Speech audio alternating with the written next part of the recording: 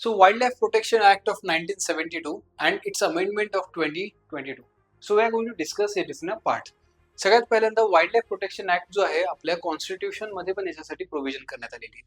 डीपीएसपीचा article 48A आणि fundamental ड्युटीजचा article 51AG याच्यामध्ये सिटीजन्सची ड्युटी ऍज वेल एज स्टेटची ड्युटी दोघांबद्दल याच्यामध्ये डिस्कशन्स करण्यात आलेले.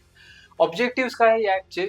To protect the biodiversity, to protect the animal and the bird species, stop poaching and protected area network ह्याच्यामध्ये develop करायचं आहे.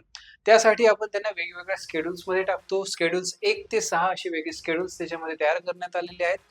त्याच अंतर्गत आपण national parks, wild life centuries, conservation and the community reserve हे पण तयार करतो. सेंट्रल झू अथॉरिटीज म्हणजे अभयारण्यसोबतच आपले हे जे प्राणी संग्रहालय आहेत त्यांचं सुद्धा ओव्हरलुकिंगच्या पॉवर्स या ऍक्टच्या अंडर देण्यात आलेले आहेत. त्यासाठी आपल्याकडे wild life crime control bureau सुद्धा एस्टॅब्लिश करण्यात आलेला आहे. हा पर्टिक्युलर ऍक्ट हंटिंग वरती सुद्धा रोग घालण्याचा म्हणजे शिकार कमी करण्यासाठी सुद्धा प्रयत्न करतो.